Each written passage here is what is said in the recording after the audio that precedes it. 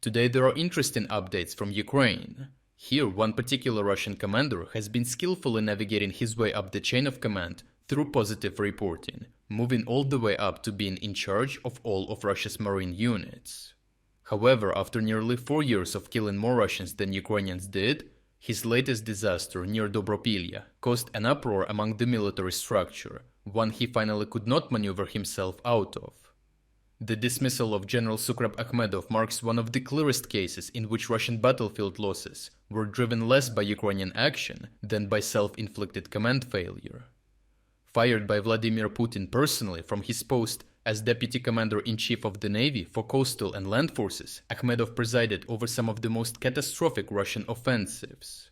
Ironically, despite having been awarded the Hero of Russia title in 2025, public and internal military criticism over his latest disaster around Pokrovsk have finally made his position untenable, as it only compounded his previous failures throughout the war. The final straw was the offensive toward Dobropillia that unfolded in several destructive phases and aimed at encircling Pokrovsk from the northeast. Initially, it relied on infiltration groups pushing forward and looking for a weakness to exploit to achieve a rapid breakthrough. While a shallow penetration was initially achieved, Ukrainian counterattacks quickly disrupted cohesion, forcing Russian units into improvised defensive holds. In the second phase, Akhmedov attempted to cling to these exposed footholds despite the absence of secure logistics. Ukrainian drones and artillery systematically dismantled remaining armor, while glide bombs and deep strikes prevented consolidation. Rather than disengaging, Akhmedov ordered continued mechanized assaults. Each subsequent wave featured fewer and less advanced vehicles, progressively weaker coordination between individual Russian assault groups and unchanged routes, an invitation for Ukrainian FPV drones. By late December, armored reserves were exhausted, and assaults devolved into attacks using civilian cars and quad bikes, which were annihilated just as efficiently. The final phase saw infantry advancing on foot across open ground, and even effectively cavalry-style assaults, reflecting not adaptation, but the total collapse of mechanized capability in the sector.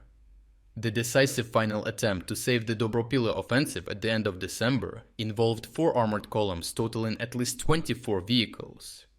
The size of the formation proved fatal, as Ukrainian defenders spotted it early enough and destroyed it with FPV drones.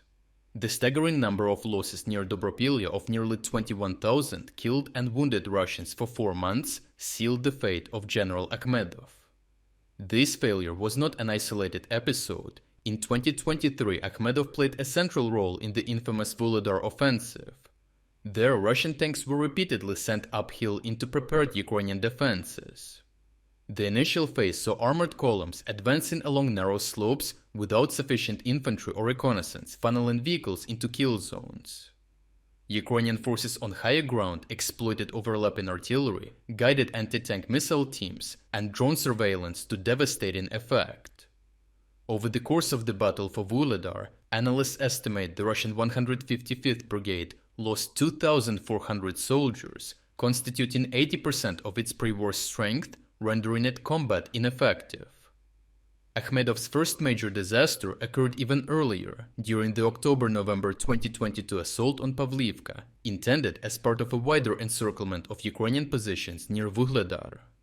The operation began with dense assault groupings advancing along predictable approaches, and minor gains quickly stalled under Ukrainian artillery fire. Instead of reassessing, Akhmedov committed additional companies in fragmented waves without securing flanks or supply corridors. Within 4 days, more than 400 soldiers of the 155th Naval Infantry Brigade were destroyed. The backlash was so severe that soldiers publicly accused Akhmedov of incompetence in an open letter, an extraordinary breach of Russian military norms. Despite this record, false reporting allowed Akhmedov to survive and even advance his career. Inflated success metrics and suppressed casualty figures masked his failures, enabling his return to senior roles after previous dismissals. That system finally broke at Dobropillia, as an entire armored grouping, assembled over months, was obliterated over a front spanning less than 10 kilometers, without any justifiable success to show for it, leaving no narrative escape. When Russian assaults degenerated into attacks on horses, the contrast between claimed success and reality became impossible to hide. Overall, General Akhmedov's firing illustrates a broader Russian pattern, in which commanders responsible for repeated self-inflicted disasters are removed only after losses become too visible to conceal. In 4 years of war, Moscow managed to fire and reinstate even a general with the lethal record of destroying more than 23,000 Russian troops due to personal failures. However, given the Russian system's tendency to recycle failed leaders rather than reform command culture, Akhmedov may yet return, posing further danger to Russia's own soldiers.